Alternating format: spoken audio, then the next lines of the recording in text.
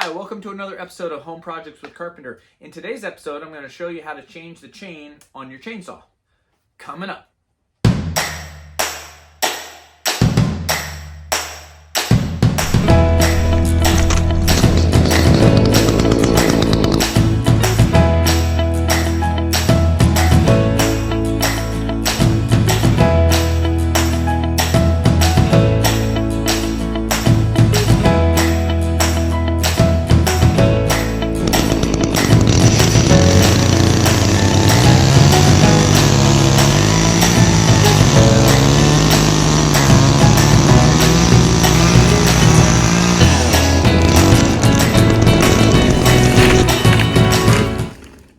So the chainsaw that I have, it's a fairly small, kind of light duty chainsaw. This is a 16-inch Echo, and I fully cut down about a 70-foot pine tree, just going all the way up to the top and taking sections off. And so it actually did a pretty good job. The base of the tree was maybe bigger than what I could fit my arms around. One thing when I was researching chainsaws is that you want to pick a chainsaw that's as small as you can comfortably handle, because you're going to get fatigued by lifting it up in the air and whatnot. So I chose a 16-inch chainsaw. This is an Echo. It's pretty affordable. I think it was about $250 at Home Depot. I've used it for a number of projects, and I'm thinking that the chain's a little dull. So I went to the hardware store and I got a chain for, I think it was like 15 or 20 bucks. And so this is what I've got. So I got a 16-inch chainsaw that's good for Echo, Craftsman, and a few others. Just make sure that it matches the type that you have. And the hardest part that I found was getting this thing out. It was just uncoiling it. It was all wrapped around itself. So it comes all fully assembled. There's no link in the chain where you have to connect them together. It comes fully assembled. So the chain has two sides. The inside has these little kind of non-cutting blades right here. And then the outside has these kind of sharp barbs going along. This direction is the direction that it's going towards. So as you're cutting it, just make sure you're orienting it the correct way. Okay, first thing you're gonna wanna do is do a couple safety checks. You open this thing up, and there's two latches, one on one side, one on the other, and those release the top cover. So this piece has to come off. And the reason you do that is so that you can disconnect the spark plug. You want to make sure that that thing is disconnected. I had already pulled it off, so it's kind of loose, but you just kind of jimmy that and pull that off so you don't accidentally trip it or anything like that. So that's step number one. Then the next step is you're going to release these two bolts right here, and you're going to remove this housing. So I had actually already done that as well.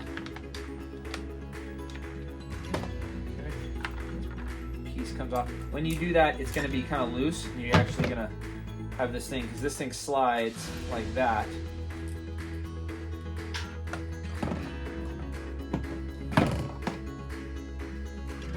Okay, while it's off, there's quite a bit of gunk that it's a good opportunity to kind of clean it off a little bit.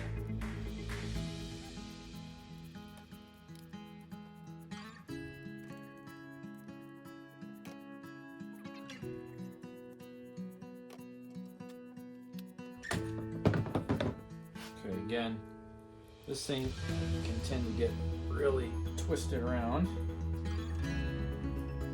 Jeez, okay. And again, this has the cutting side going this direction.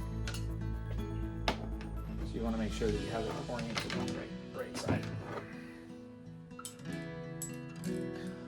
Okay, so now that you got the chain on, again, you want to fit it into the groove. It's going to rotate clockwise around the chain bar. So this has got to be the sharp side, sharp side, sharp side as it's rotating around. If you feel right here and that's sharp, you know you've got it the wrong way. But this is the sharp side on my finger like that.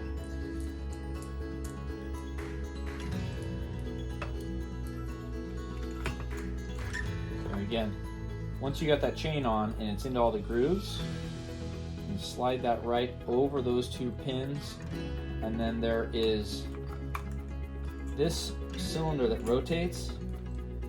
There's actually teeth inside of here that you want to just capture those, so you're just kind of pulling it tight so that it will, as that thing moves, that will move those. Okay. So, again, put this plate cover back on.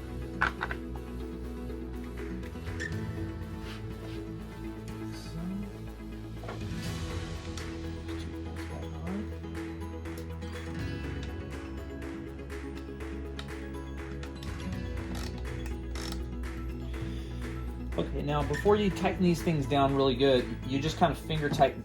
I think I went a little too tight on these guys.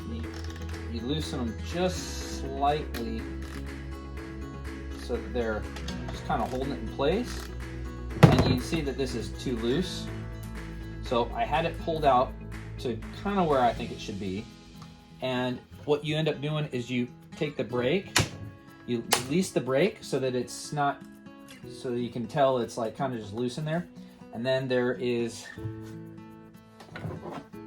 a tensioner adjustment right here.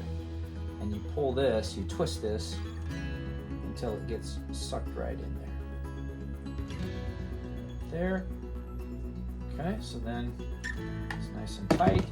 And the key is, as you lift it up, you want to make sure that there's no gap in here. So it's kind of like nice and tight inside there. Okay? Then once it's nice and tight from this tensioner nut, you tighten these suckers back up.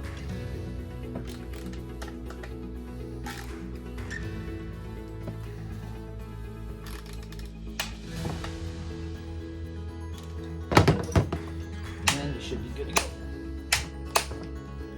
And you're still nice and tight in there. Ready to rock and roll. Well, thanks for watching another episode. If you like the content, please like or subscribe, and we'll catch you on the next one.